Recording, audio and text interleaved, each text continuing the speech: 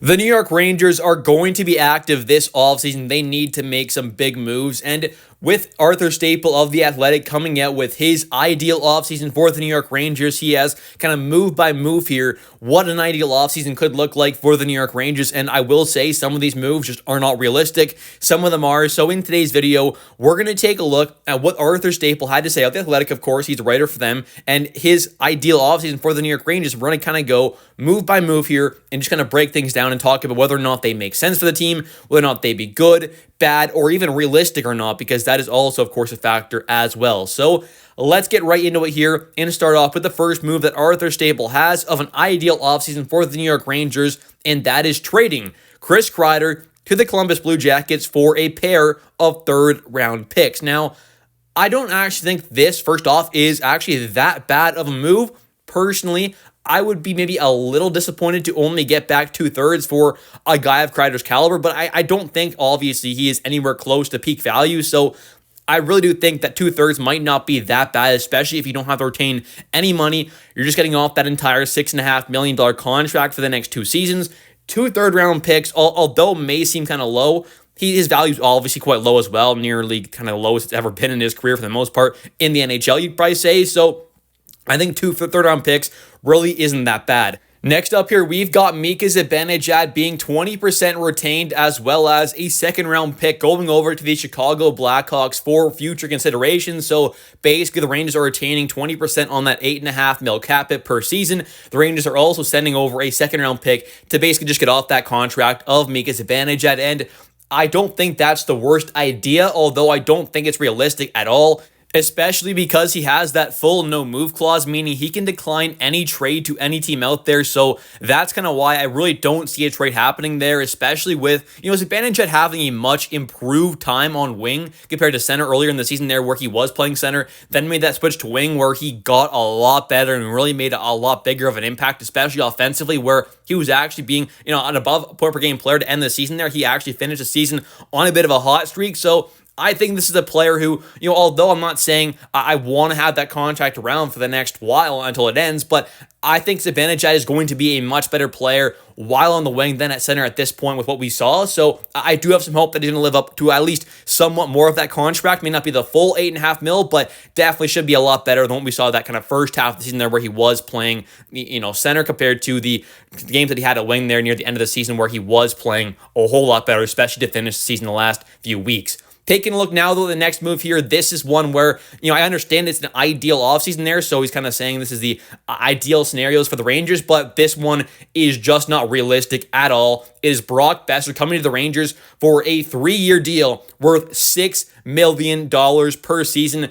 It's just not going to happen there. I believe he declined a much bigger deal from the Vancouver Canucks already, so to me, this is just not going to happen there. It's not realistic at all. I think Brock Besser could be a nice add for this team, but a 3-year deal at $6 million per season just is not going to cut it for a guy like Brock Besser.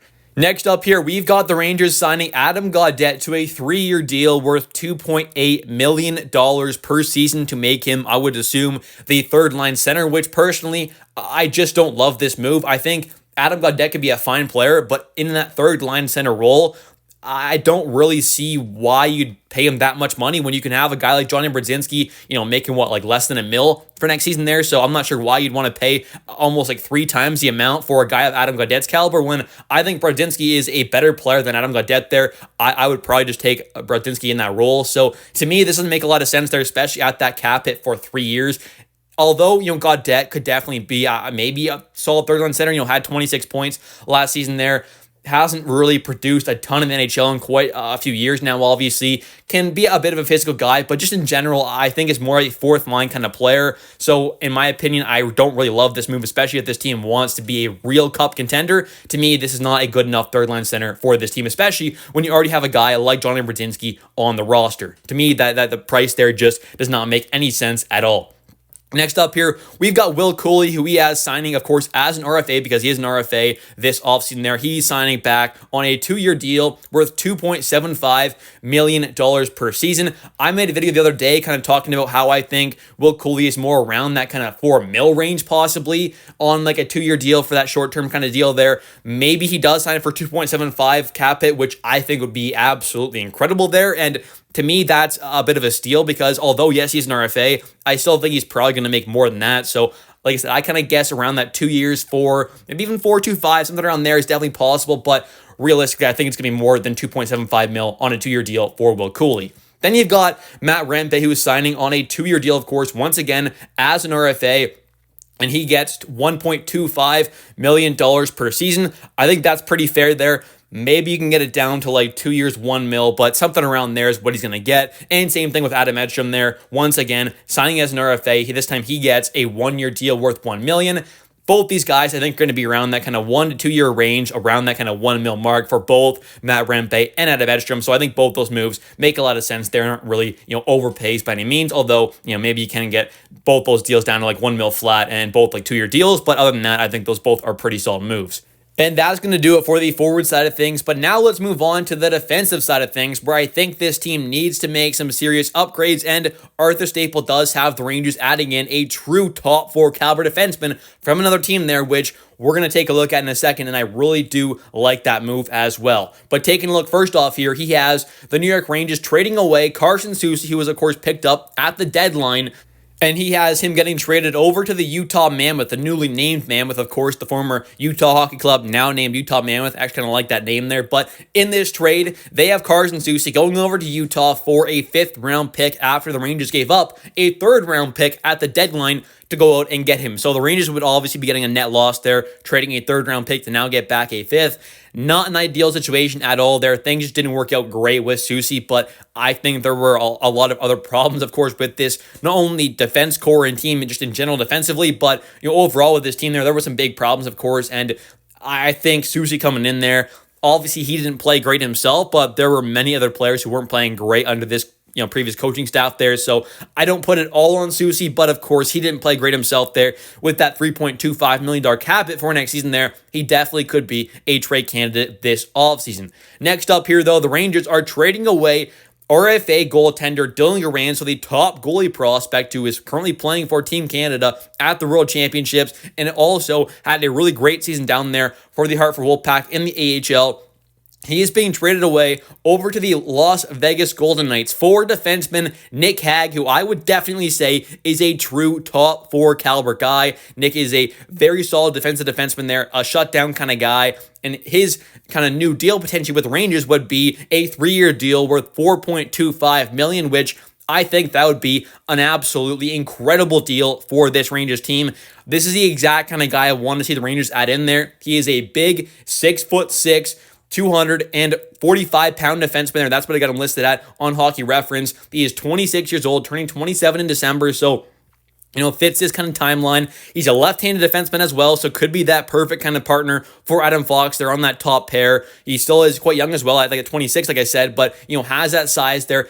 Brings a lot of physicality, of course, blocks a lot of shots there, brings just a good kind of shutdown defensive play, which is exactly what this team needs. For the most part there, he hasn't been kind of one of those, top guys, of course, on the Las Vegas Golden Knights, but coming to the Rangers could potentially get a real opportunity in that kind of maybe top pair, even like I said, alongside Fox. He can also kill penalties, so really and truly, I just think would be an absolutely incredible add for this team, and so locking him up on a 3-year deal worth $4.25 as well, I think could potentially be a bit of a steal if that was actually possible to happen. And next up here, we've got the New York Rangers signing UFA defenseman Nate Schmidt to a 1-year deal worth $1 million.